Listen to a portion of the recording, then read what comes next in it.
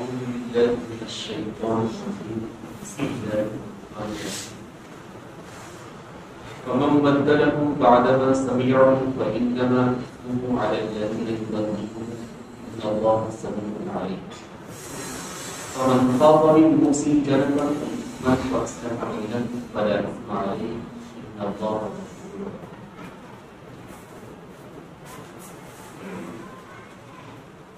گزشتہ ہفتے میں نے یہ عرض کیا آدمی جب انتقال کر جاتا ہے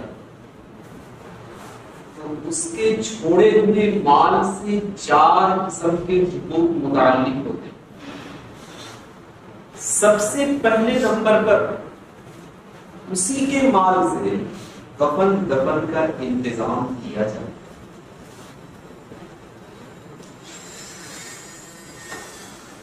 دوسرے نمبر پر جو اس پر قرض ہے حالت صحت کا قرض ہو یا مرض الموت میں جب وہ گیا ہے آخری سانس لے رہا ہے اس وقت کسی ڈاکٹر کا ہاسپٹل کا قرض ہو تو دوسرے نمبر پر اسی کے پیسے سے قرضے کی ادائیگی کی جائے. تیسرے نمبر پر اگر اس نے کچھ وصیتیں کی ہیں کہ میرے مرنے کے بعد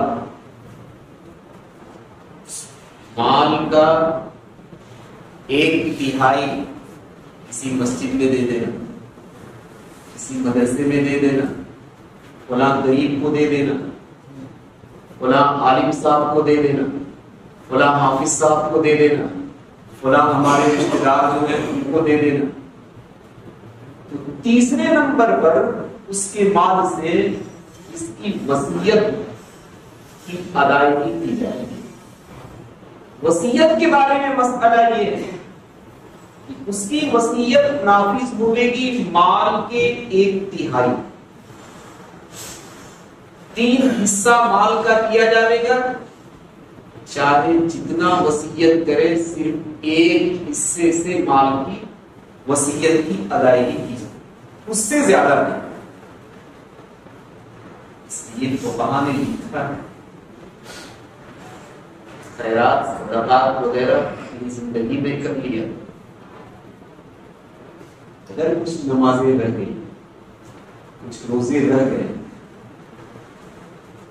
تو اس کی تلافی کے لیے اگر فدیہ دینے کی تم وصیت کرو گے تو اگر یہ وصیت مال کے 1/3 سے آگے چلا جائے گا تو پھر تمہارے ورثہ پر مال لینے والوں پر یہ ضروری نہیں ہوئے گا کہ وہ فدیہ دے. صرف 1/3 میں اگر تمہارا فدیہ ادا ہو جا رہا ہے تب ورثہ یہ ادا کریں گے. اس سے آگے بڑھا روزے اور نماز کا فدیہ تو وارث پر ضروری نہیں ہے کہ وہ تمہاری طرف سے مہربانی کرے. چوتھے نمبر پر اللہ تبارک و تعالی نے حصوں کو رکھا ہے کہ اب جتنے اس کے وارث بچ گئے, باپ بچا ہے, ماں بچی ہے, ایسی اس کی بیٹی ہے, اس کے بیٹے ہیں, سب کو چوتھے نمبر پر اس مال سے حصہ دیا جاتا ہے. پہلے نمبر پر کفن دفن, دوسرے نمبر پر قرضے کی ادائیگی, تیسرے نمبر پر 1/3 مال سے وصیت, چوتھے نمبر پر جو مال اب بچا ہے اب کس وارث کا کتنا حق بنتا ہے وہ ادا کیا جائے.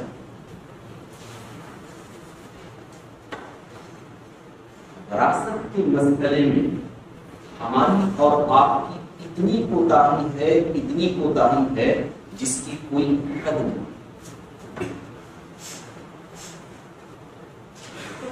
لڑکیوں کا حصہ ہم نے ایسا غائب کر دیا ہے,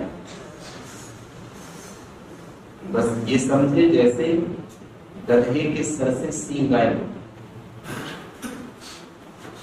سارے بیٹے یہی سمجھتے باپ مر گیا سارا مال ہم لوگوں, اب کسی کا کوئی حصہ نہیں, کوئی حصہ نہیں.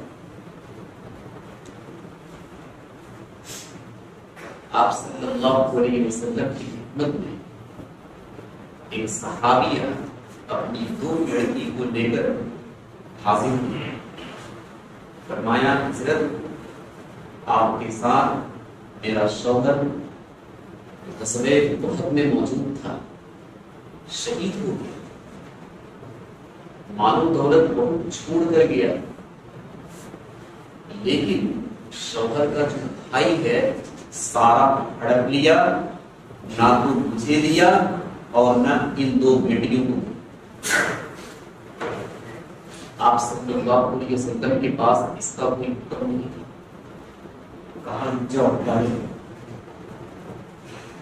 حضرت جبریل علیہ السلام پوری وراثت کا مسئلہ لے کر نبی اکرم صلی اللہ علیہ وسلم کی خدمت.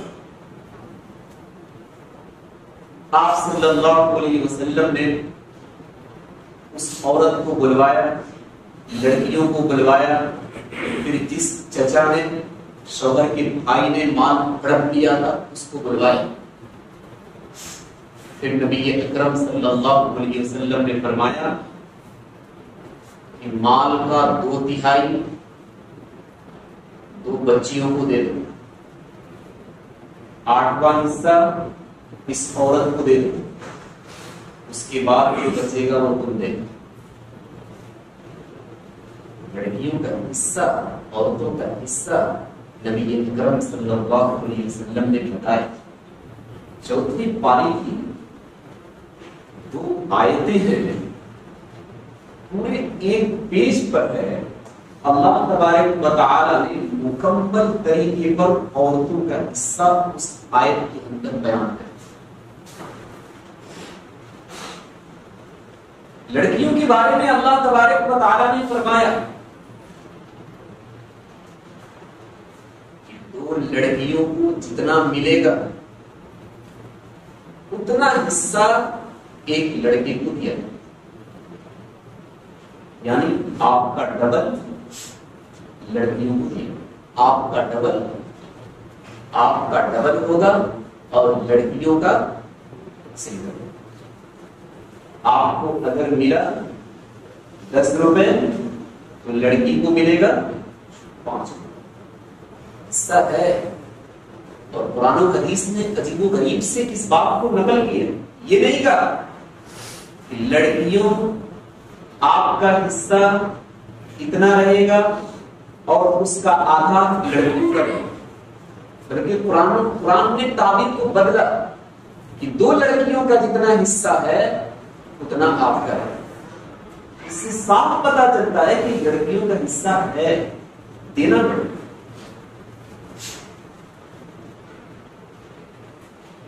جب مال سامنے آتا ہے تو لوگ یہ سمجھتے ہیں لڑکیوں کی جو شادیاں ہوئی باپ نے سارا پیسہ خرچ کر دیا، بارات میں خرچ کیا، جہیز میں خرچ کیا، سب کچھ دے دیا، اب باپ کے مرنے کے بعد اس کے مال میں کوئی حصہ نہیں. ایسا نہیں ہے، جو دے دیا دے دیا. مرنے کے بعد جو پراپرٹی بچی ہے، جو مال بچا ہے، اسی اعتبار سے دیا جائے گا. لڑکوں کو ڈبل دیا جائے گا اور لڑکیوں کو اس کا آدھا دیا جائے گا. کوئی سمجھوتا نہیں، دینا ہی پڑے. ایک صاحب تو میرے پاس آ کر کہنے لگے کہ ہم 3 لڑکے ہیں، باپ کی اتنی جائیداد ہے، کیا حصہ رہے گا آپ متعین کر دیں. میں نے کہا کہ آپ کی بہن بھی ہے؟ کہا کہ ہاں بہن بھی ہے، لیکن والد محترم نے شادی میں بہت کچھ خرچ کر دیا، اس لیے اب ان کے مال سے دینے کی ضرورت نہیں ہے. میں نے کہا ان کے شوہروں کو بلا لاؤ. شوہر لوگ آ گئے. انہوں نے کہا کہ ہاں یہ تو بات حقیقت ہے کہ مال شادی میں خرچ ہوا ہے. میں نے کہا خرچ ہوا ہے یا نہیں ہوا ہے اس سے کوئی لین دین نہیں ہے. آپ کا حصہ جب ہی متعین ہوگا، لڑکوں سے میں نے کہا، جبکہ آپ کے حصے میں لڑکیوں کا بھی حصہ لگے گا. لڑکوں نے کہا کہ نہیں، مال تو بہت خرچ ہوا ہے ان کی شادیوں میں، ان کو حصہ دینے کی ضرورت نہیں ہے. شوہروں نے کہا کہ ان کے شادی میں بھی بہت ہمارے سسر نے مال خرچ کیا، تو لڑکیوں کی شادی میں بھی مال خرچ ہوا، لڑکوں کی شادی میں بھی مال خرچ ہوا. میں نے کہا کہ آپ دونوں میں سے کسی کا حصہ نہیں ہے، آپ عالم صاحب کو دے دیجیے. پھر تو زبان بند ہو گئی. میں نے کہا میں نہیں لوں گا، لیکن آپ کو جو میں بتا رہا ہوں اس طریقے پر آپ مال کو تقسیم کر لیں، ویسے ہی کرنا پڑے گا. اللہ تبارک و تعالی نے 30ویں پارے کے اندر کچھ آیتیں بیان فرمائی ہیں.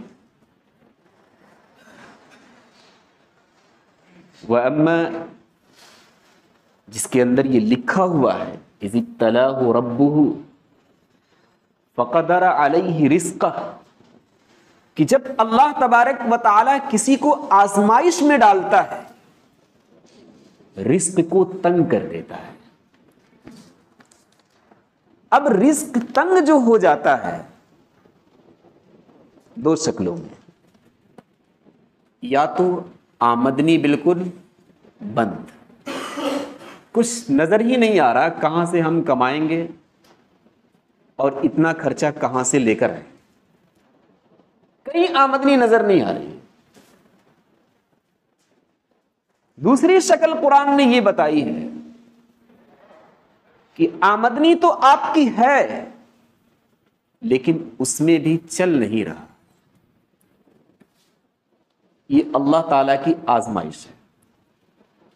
اس آزمائش کی وجہ بتائی ہے. وجہ کیا ذکر کی ہے؟ تم لوگ یتیموں کا اکرام نہیں کرتے. یتیموں کا اکرام کرنے کا مطلب یہ ہے کہ جو مال یتیموں کا ہمارے ذمے ہے، ہم ان مالوں کو یتیموں تک صحیح طریقے پر نہیں پہنچا رہے ہیں. خرد برد مال کو ہڑپ لینا اور سیدھے طریقے پر مال کو ضائع کر دینا. دوسری وجہ اللہ تبارک و تعالیٰ نے یہ بتائی کہ جو مسکین لوگ ہیں، خود تو اپنے مالوں کو خرچ نہیں کرتے ہو، دوسروں کو بھی نہیں کہتے کہ ذرا مسکین کو دیکھ لینا. وَتَأْكُلُونَ التُّرَاثَ أَكْلًا لَمًّا، تیسری وجہ اللہ تبارک و تعالیٰ نے یہ بتائی کہ مالوں کو جمع کر کر کے جو میراث کے طور پر ملا ہے سب کھا جاتے ہیں. بہنوں کا کوئی حصہ نہیں، رشتہ داروں کا کوئی حصہ نہیں. یہ تیسری وجہ ہے مال میں برکت نہ ہونے کا اور اللہ تبارک و تعالیٰ کی طرف سے آزمائش کی.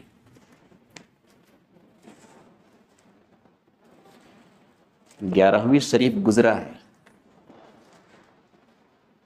عبد القادر جیلانی رحمت اللہ علیہ ایک واقعہ لکھا ہوا ہے کہ ان کی خدمت میں ایک شخص بہت سارا مال لے کر آیا. حضرت یہ قبول کر لیجیے. حضرت نے کہا کہ لے جاؤ کسی غریب کو دے دینا، مجھے ضرورت نہیں ہے. لیکن وہ مجبور کیا کہ نہیں، یہ آپ کے لیے میں لے کر آیا ہوں، آپ اسے لے لیجیے. وہ سونے کے سکے تھے جو اس وقت چل رہے تھے. مجبور کرنے کی وجہ سے حضرت نے لے لیا. اس کے بعد اسی کے سامنے فرمایا کہ رک جاؤ. ایک سکے کو اٹھایا اور اپنی انگلیوں سے اسے دبایا، خون کے قطرات ٹپکنے لگے. عبد القادر جیلانی رحمت اللہ علیہ نے فرمایا کہ ان سکوں کو لے جاؤ، دوسرے کا حق مار کر لے کر آئے. آپ اس سے اندازہ لگائیے کہ اگر ہم نے باپ کے مال میں اپنی بہنوں کا حصہ نہیں دیا تو پھر اس مال کی پوزیشن اور حیثیت کیا ہے. یہ الگ بات ہے کہ ہم اور آپ اس سے خون کے قطرات تو نہیں نکال سکتے، لیکن شیخ عبد القادر جیلانی رحمت اللہ علیہ کا یہ واقعہ صاف بتا رہا ہے کہ اس کے اندر کیا بھرا ہوا.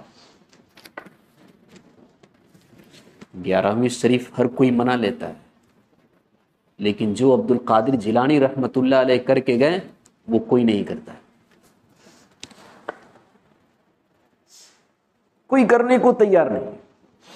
الغرض اللہ تبارک و تعالیٰ نے فرمایا کہ مال میں بے برکتی کی وجہ یہ ہے،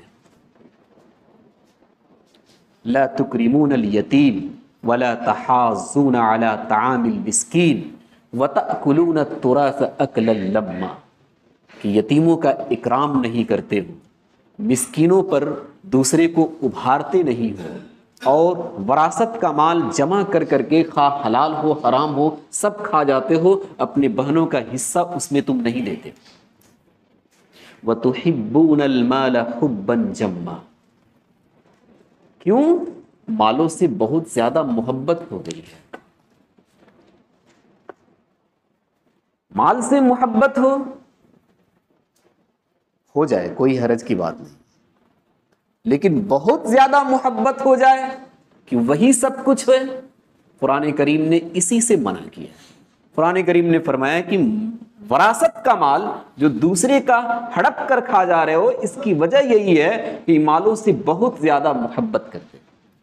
شیخ عبد القادر جیلانی رحمۃ اللہ علیہ کے بارے میں لکھا ہوا ہے کہ ان کی بڑی تجارت تھی،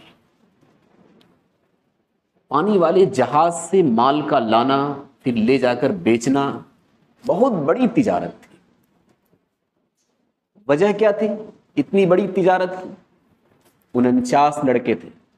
کتنے لڑکے تھے؟ 49 لڑکے۔ اس لیے اللہ تبارک و تعالیٰ نے اتنی بڑی تجارت دے رکھی ہے۔ شاید آپ میری باتوں کو نہیں سمجھ پا رہے۔ بارش وہاں ہوتی ہے جہاں درخت ہوتے ہیں۔ بارش کہاں ہوتی ہے؟ جہاں درخت ہوتے ہیں۔ اللہ تبارک و تعالی پہلے دیکھتا ہے کہ آپ کے پاس خرچے کا کوئی ذریعہ ہے یا نہیں۔ ہمارے پاس بچے ہی نہیں ہیں تو دے گا کاہے کے لیے؟ وہ دے گا ہی نہیں۔ وہ 49 بچوں کو دے رکھا تھا۔ اللہ تبارک و تعالی نے کہا کہ تمہارے پاس پیسوں کی ضرورت ہے، یہ تجارت کرو، بڑی بڑی تجارت کرو۔ ہم سوچتے کیا ہیں کہ پہلے مال آ جائے تب بچے ہوں تو اچھا رہے گا۔ اللہ تعالیٰ کیا فرماتا ہے؟ ایسا مت سوچو، ہم نے تو تمہیں دکھا دیا۔ عورتوں کی پستان میں دودھ کب آتا ہے؟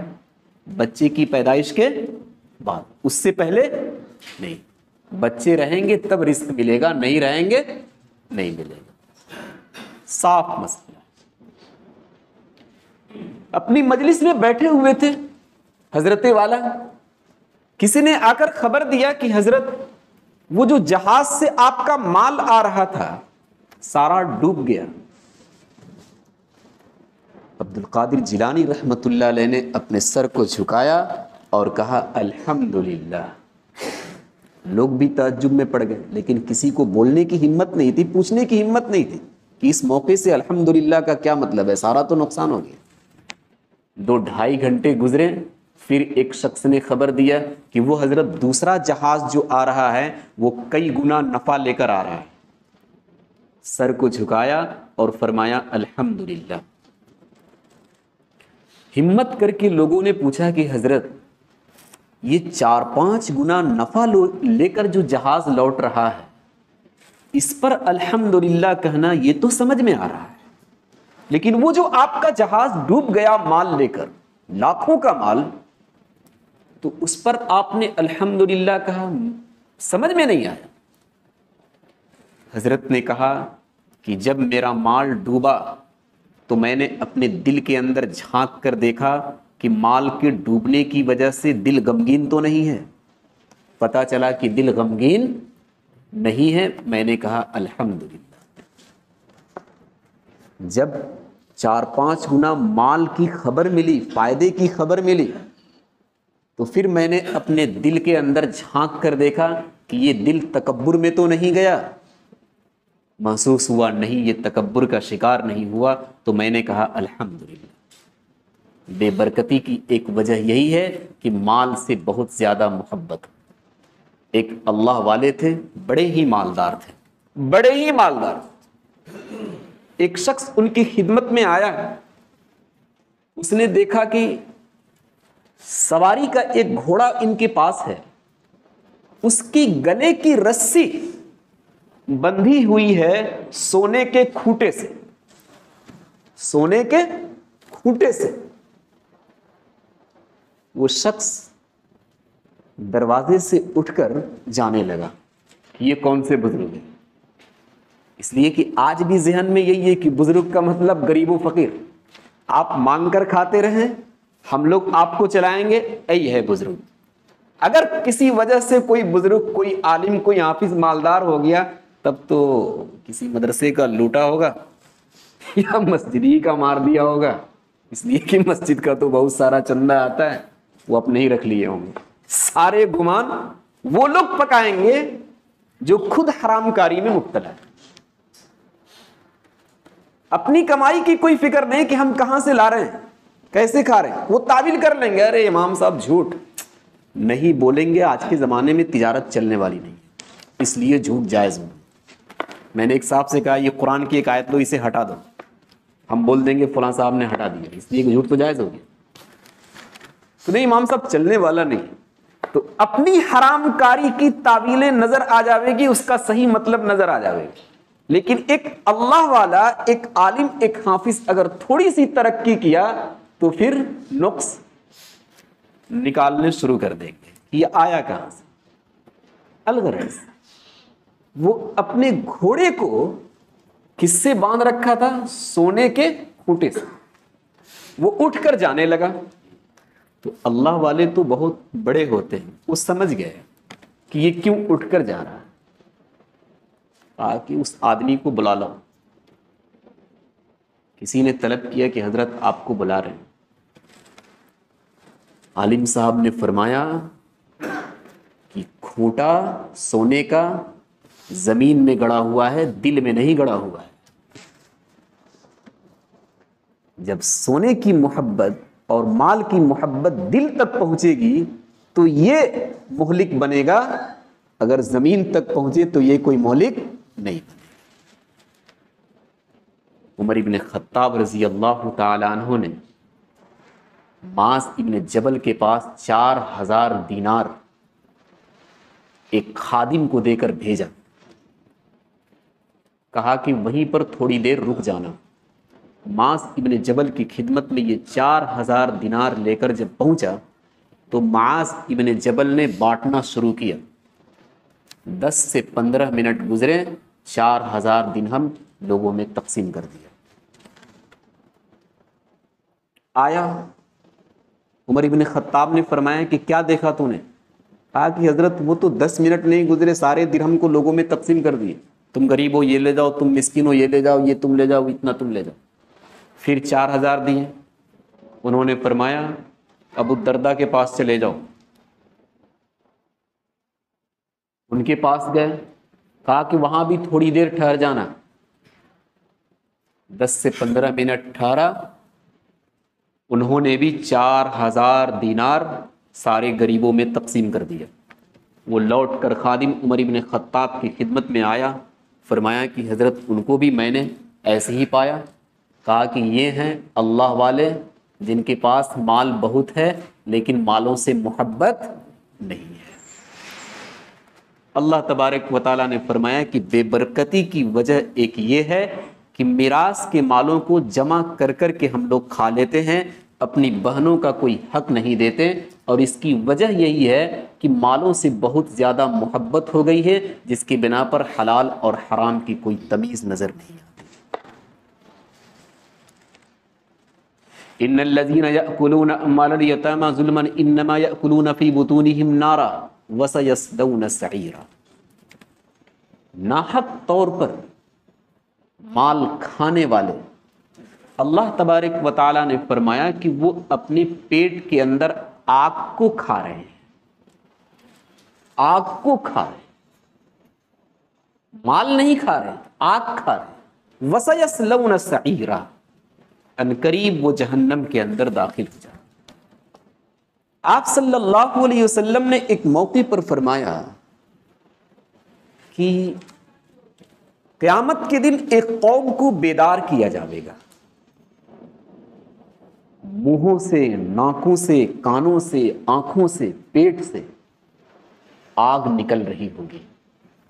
یہ وہی لوگ ہیں کہ باپ کا مال لے کر صرف اور صرف اپنا حصہ ان لوگوں نے سمجھا ہے، بہنوں کا حصہ اور دوسرے رشتہ داروں کا حصہ ان لوگوں نے سمجھا ہی نہیں۔ بڑا دردناک منظر ہوگا۔ اللہ تبارک و تعالی نے حصوں کے جتنے حصے بنتے ہیں، جس رشتہ دار کا جتنا حصہ بنتا ہے، سارا حصہ اللہ تبارک و تعالیٰ نے قرآن و احادیث کے اندر بیان کر دی۔ الگ سے کسی مسئلے کو اجتہاد کرنے کی اور خود سے عقل لگا کر سوچنے کی ضرورت نہیں ہے۔ وضو اور نماز کے مسائل بہت سارے آپ کو ملیں گے جو قرآن و حدیث میں نہیں ہیں۔ علماء کیا کرتے ہیں؟ قرآن و حدیث کی روشنی میں عقل و خرد سے ان مسائل کو حل کر کے آپ کے سامنے رکھتے ہیں، لیکن وراثت کا جتنا مسئلہ ہے اللہ تبارک و تعالیٰ نے صاف طریقے پر کھول کھول کر قرآن و حدیث کے اندر بیان کر دیا، الگ سے اس کے بارے میں سوچنے کی ضرورت نہیں۔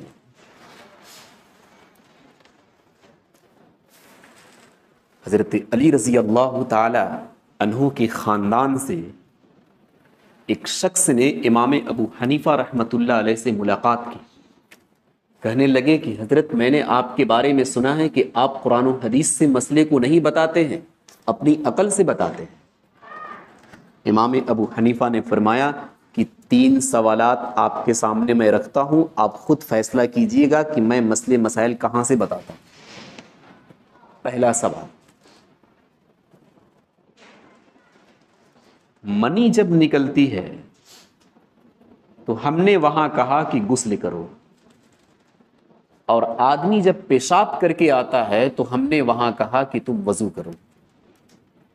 منی تھوڑی سی نکلتی ہے، پیشاب زیادہ نکلتا ہے، تو عقل تو یہ کہہ رہی ہے کہ پیشاب والے مسئلے میں غسل کرنے کا حکم دے دیا جاتا ہے اور منی والے مسئلے میں وضو کا حکم دے دیا جاتا، لیکن ہم نے تو منی والے مسئلے میں غسل کا حکم دیا اور پیشاب والے مسئلے میں وضو کا حکم دیا۔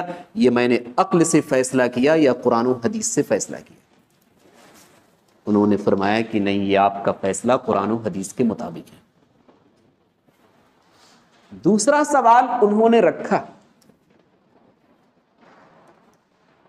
کہ آپ یہ بتائیے کہ جاڑے کے موسم میں آدمی خفین پہنتا ہے، جب چلے گا تو جو کچھ گرد وغیرہ لگے گی وہ اس پر لگے گی یا اس پر لگے گی؟ ظاہر سی بات اس پر لگے گی۔ تو عقل تو یہ کہہ رہی ہے کہ جب وہ مسح کرتا تو اس سے کہا جاتا کہ تم ایسے مسح کرو، حالانکہ ہم نے اس سے کہا کہ اس طرح مسح مت کرو بلکہ اس کے اوپر کرو۔ ہم نے عقل سے فیصلہ دیا یا قرآن و حدیث سے فیصلہ دیا؟ فرمایا کہ نہیں، یہ بھی قرآن و حدیث کے مطابق۔ تیسرا مسئلہ انہوں نے سامنے رکھا کہ میں نے یہ مسئلہ بتایا لوگوں کو کہ مرد کو وراثت سے جتنا حصہ ملے گا اس کا آدھا لڑکی کو دیا جائے گا۔ آپ بتائیے، لڑکی کمزور ہے یا لڑکا؟ کمزور کون ہے؟ لڑکی کمزور۔ تو لڑکی جب کمزور ہے تو میرا فیصلہ یہ ہونا چاہیے کہ لڑکی کو ڈبل دیا جائے اور اس کا سنگل کس کا دیا جائے؟ مرد کو دیا جائے۔ ہم نے تو الٹے فیصلہ لیا۔ تو یہ آپ بتائیے، قرآن و حدیث سے فیصلہ لیا یا عقل سے فیصلہ لیا؟ اس واقعے سے صاف پتہ چلا کہ وراثت کا مسئلہ جو ہے وہ عقل پر نہیں چل رہا ہے بلکہ نقل پر چل رہا ہے، کہ آپ صلی اللہ علیہ وسلم نے جس کے بارے میں جتنا فرمایا وہی حصہ آپ کو دینا ہو۔ ایک شخص میرے پاس آئے، انہوں نے کہا کہ ماں کے ذمے میں پوری ایک بلڈنگ ہے، باڑی جسے کہتے ہیں یہاں کی زبان میں، لیکن ماں نے کوئی کمرہ ہم لوگوں کو دیا نہیں، تو ہم لوگ تو لڑکے ہیں، کچھ حصہ بنتا ہے یا نہیں بنتا؟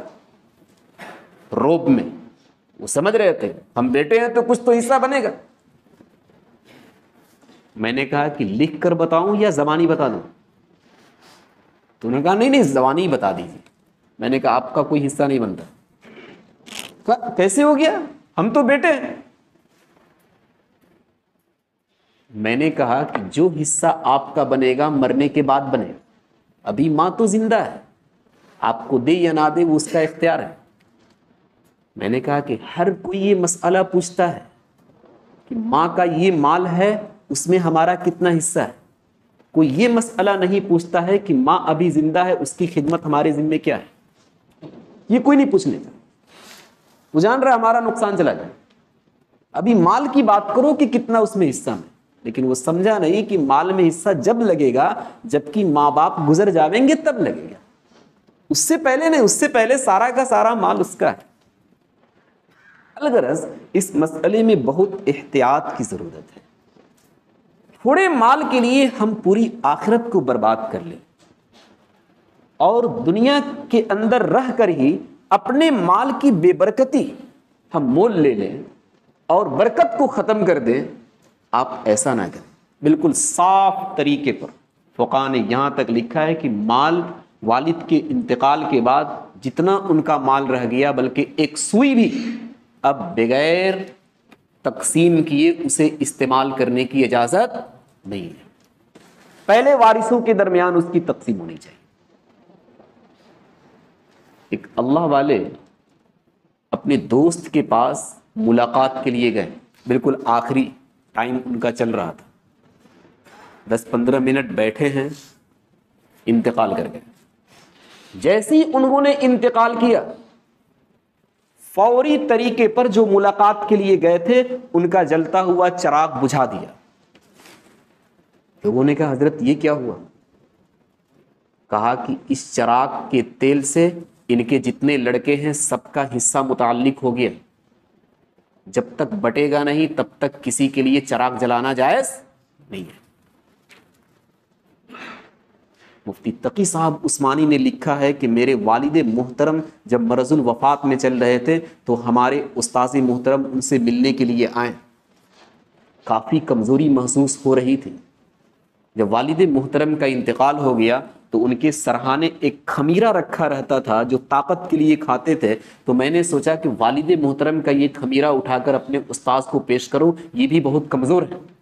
میں نے ان کے سامنے وہ خمیرہ دیا. استاذ محترم نے فرمایا تقی عثمانی یہ تمہارا نہیں ہے,